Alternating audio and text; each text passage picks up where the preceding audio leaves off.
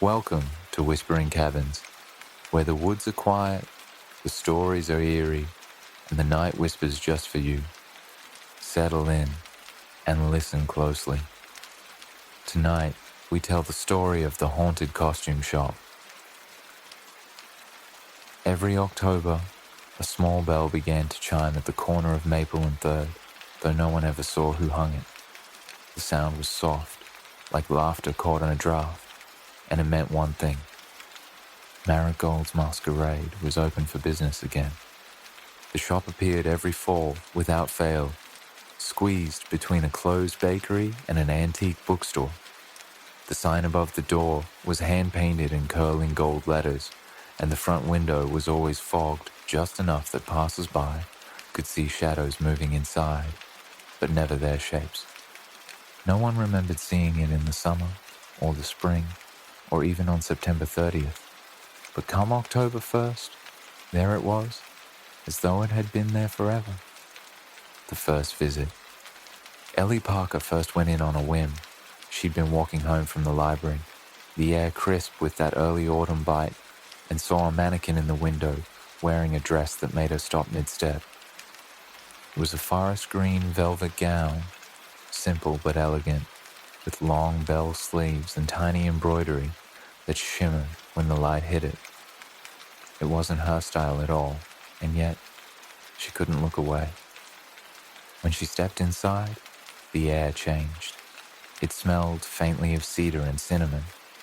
Racks of costumes stretched in every direction, pirate coats trimmed in gold thread, witch hats made of real felt, and masquerade masks that looked almost alive with detail. "Good afternoon, dear."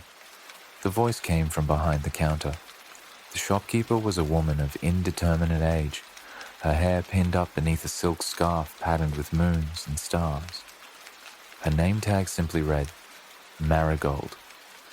"I'm just looking," Ellie said, smiling nervously. "Of course you are," Marigold said with a wink, "but looking always finds you what you need. The perfect fit." Ellie wandered through the aisles, fingers brushing over fabrics that felt far too fine for a seasonal shop. She found herself standing again before that green velvet dress. "Would you like to try it on?" Marigold asked from behind her. "I don't even know if it's my size." "Oh, it is," said Marigold, her voice warm and certain. "Everything in here is made for the person who needs it most." Ellie hesitated but nodded. She stepped into the fitting room, pulling the curtain shut behind her. When she slipped the dress over her head, it fit perfectly, snug where it should be, flowing where it needed to. It was like wearing a memory that had always belonged to her. She turned to the mirror, and for a second, she didn't recognize the woman looking back. Her eyes looked greener, her posture straighter, her smile sharper. "It's lovely," Marigold said softly from the other side of the curtain. "Take it home." "I'll have it wrapped." Ellie opened her mouth to ask the price, but Marigold was already gone, and the dress, well, she couldn't take it off anyway. It felt wrong to even try. The transformation. At the Halloween party a few nights later, everyone complimented her. "You look incredible," her friend Nora said. "You've got this whole mysterious forest queen thing going on." Ellie laughed, but her laugh came out different, lower, richer. And when someone asked where she got the costume, she said, without thinking, "It's not a costume, it's who I am."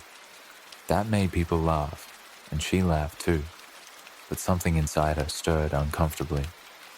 The next morning, she realized she had slept in the dress. When she finally peeled it off, her skin felt cold underneath, as though the air didn't quite recognize her. She folded it carefully, but all day she found herself thinking about it, the soft weight of the velvet, the way it made her feel powerful, seen, complete.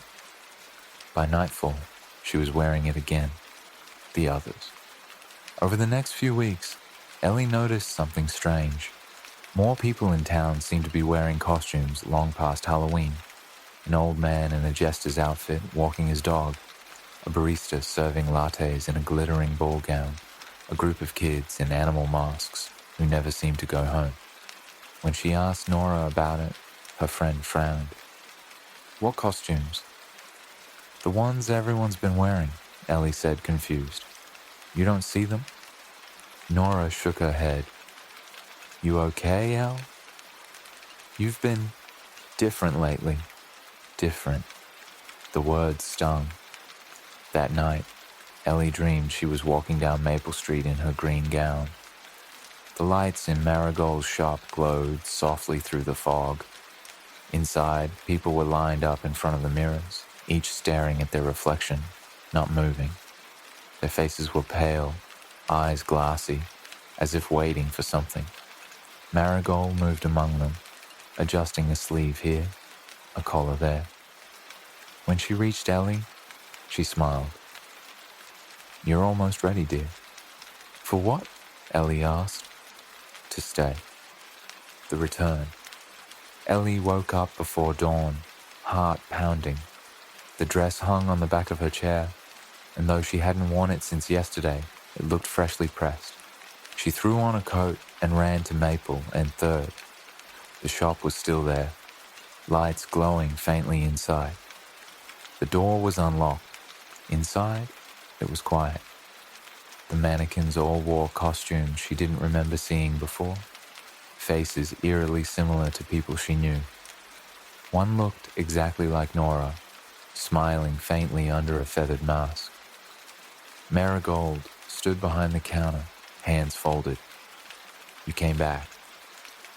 What are you doing to them? Ellie demanded. To me? Marigold's expression softened. Nothing that isn't asked for. People come here looking for transformation, dear. I simply help them find it. I don't want it. Marigold tilted her head. Are you sure? You've worn the dress every day. It's part of you now.